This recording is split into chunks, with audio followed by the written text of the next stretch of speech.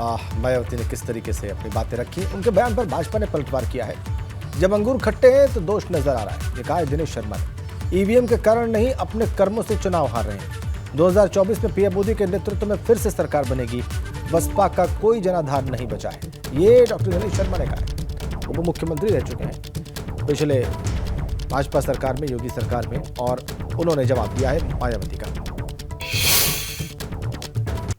हमारे साथ इस पर बात करने के लिए पूर्व मुख्यमंत्री और सदस्य विधान परिषद डॉक्टर दिनेश शर्मा जी, उनसे जानेंगे। सर, आज बीएसपी सुप्रीमो मायावती का जन्मदिन है, तमाम लोग जन्मदिन बधाई दे रहे, आपने भी दी है, पर उन्होंने कहा कि ईवीएम की वजह से बीएसपी चुनाव हारती जा रही है। जन्मदिन की पहले तो बधाई, और ईवीएम के कारण नहीं, तो अपने कार्यों के कारण और अपने जो शासन सत्ता में थी उस समय जो उन्होंने काम किए थे, उसका जो दुष्प्रभाव जनता पे पड़ा था।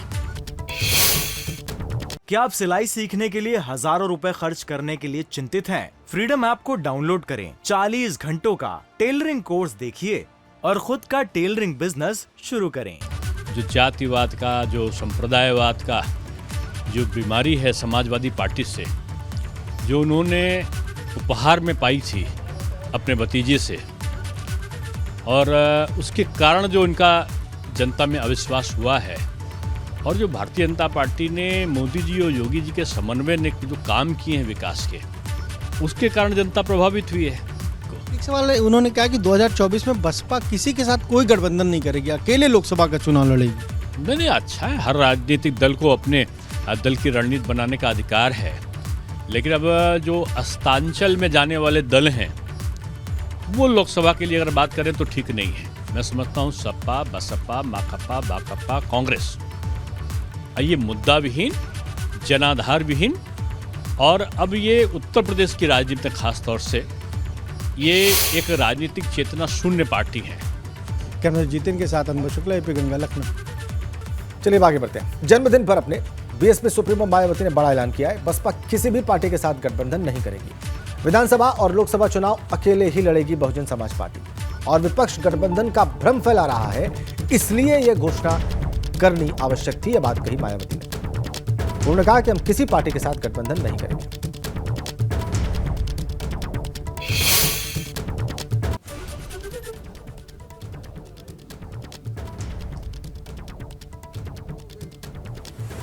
बड़ी बातें आप देखिए, भाजपा सरकार में भ्रष्टाचार बढ़ा है, भाजपा सरकार की नीतियां गलत हैं, ये बातें कही अपनी प्रेस कॉन्फ्रेंस में मायावती ने।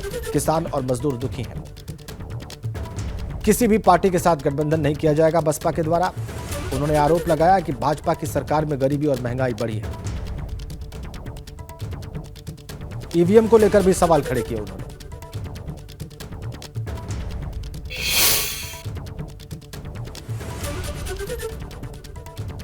इस वर्ष सन 2023 में कर्नाटक, राजस्थान, मध्य प्रदेश, छत्तीसगढ़ सहित अन्य जिन भी राज्यों में विधानसभा के वे अगले वर्ष देश में लोकसभा के लिए होने वाले आम चुनाव में भी हमारी पार्टी बीएसपी किसी भी पार्टी के साथ कोई भी गठबंधन करके ये चुनाव नहीं लड़ेगी, बल्कि अकेले अपने बलबूते पर ही ये सभी चुनाव लड़ेगी।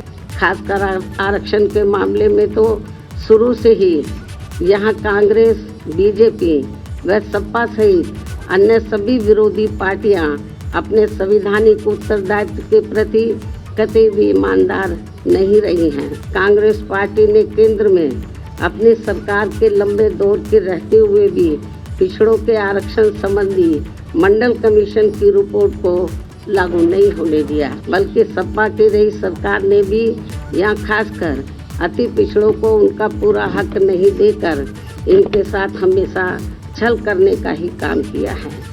एससी व एसटी के आरक्षण को लागू करने के मामले में ही नहीं, बल्कि ओबीसी के आरक्षण को भी लेकर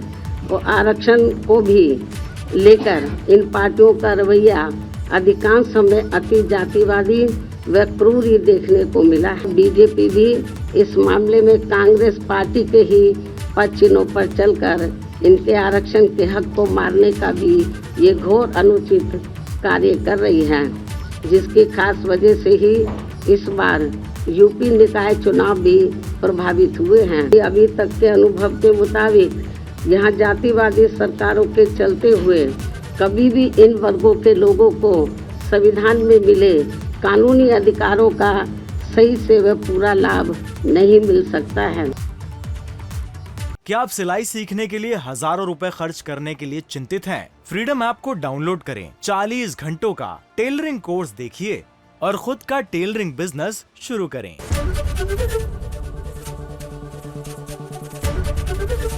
एबीपी गंगा, खबर आपकी, जुबान आपकी।